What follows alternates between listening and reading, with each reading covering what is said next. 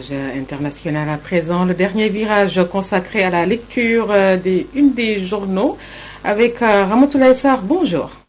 Bonjour. Candidature de substitution, les clandestins sortent du maquis, informe Walf Quotidien qui explique à la page 3 avec mon confrère Charles Guekidien que c'est la ronde autour de Macky pour la présidentielle 2024, faisant allusion à sa succession. Petit à petit, ils avancent masqués dans l'optique de briguer le suffrage pour le compte de la mouvance présidentielle en 2024, faisant semblant de défendre Macky Sall, ébranlé par les derniers événements et dont la prochaine candidature a été sérieusement compromise. Idrissa Seck, Alioune Badara Cissé et Mohamed Boun Abdallah Dionne fourbissent leurs armes. Sans en avoir l'air, ils rôdent autour du fauteuil présidentiel. On n'arrête pas la mer avec ses bras, poursuit mon confrère. Cet adage, le président de la République commence à l'apprendre petit à petit à ses dépens. Il avait interdit formellement ses militants d'évoquer, même en privé, la question de son éventuel troisième mandat. Mais depuis les événements liés à l'arrestation de l'opposant Ousmane Sonko et qui ont sérieusement ébranlé son pouvoir et surtout mis à plat ses ambitions présidentielles en 2024, on assiste à une sorte de ronde autour de son fauteuil.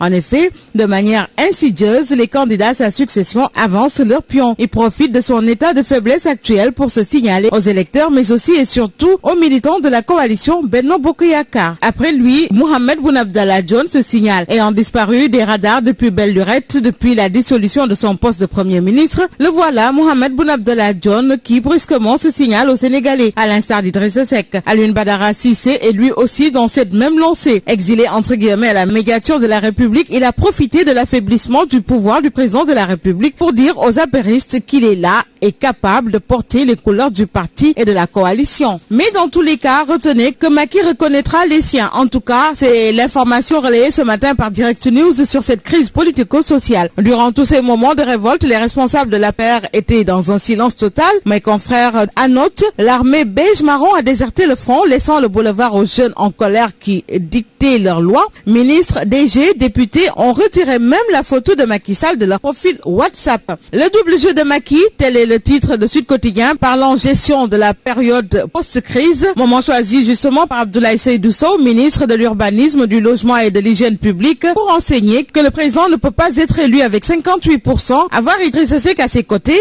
et avoir peur. Poursuivons avec le quotidien LAS qui ouvre sur la liberté d'opinion, respect des institutions contre la violence. Le journal informe qu'un front pour la défense de la République est en gestation avec à sa une la photo de Maître Boukounta Diallo. Enchaînons avec les échos rencontres avec la société civile vendredi dernier. Macky Sall assène ses vérités crues. Le chef de l'État Dixit, en tant que chef d'État, je ne peux pas accepter qu'on m'exige quelque chose. On peut discuter et trouver des pistes de solutions, mais l'État doit rester fort. Arrêtez ce débat et travaillons. Je n'ai jamais dit que je ferai un troisième mandat. Quand quelqu'un est convoqué par la justice, il doit aller répondre. Wade, Idrissa Seck et moi l'avons fait. Le président très ouvert pour les cas Karim Wade et Khalifa Sall. La mort toujours en bonus, note 24 heures à son tour sur ses alternances au Sénégal. Il n'y a pas de compromis possible sur nos revendications. Tels sont les propos du docteur Babacar Diop, secrétaire général de Force démocratique du Sénégal, FDS les Guelwaars. Il poursuit toujours, Macky doit les satisfaire impérativement pour un retour définitif de la stabilité. En tout cas, note cette fois-ci critique, Touba prend le pouvoir. Il s'agit là de l'apaisement du climat politico-social. Pendant ce temps, Yoff met en garde les fauteurs de troubles. Méfiez-vous de la violence. Enchaînons avec le Témoin, régulation sociale. Serigne Mountakha Mbacké, le nouveau Dabar, est arrivé. Le khalife général des Mourides et l'autorité morale dont rêvaient les Sénégalais, tous les Sénégalais et pas seulement les Mourides. Nous enchaînons avec Rewmi Quotidien pour parler toujours stabilité du Sénégal. Le gouvernement parallèle entre guillemets des régulateurs sociaux. Quand Serigne Abdou Mbacké prédisait, il s'agit là de la une de l'évidence sur cette tension sociale, soulèvement populaire, ce qui nous pousse justement à ce décryptage de source A sur le nouveau port vestimentaire du leader du PASTEF depuis le massage d'Adji Sarr. Parlons de tout à fait autre chose avec l'Observateur. Il s'agit de l'administration du vaccin au Sénégal, AstraZeneca pour dire AstraZeneca.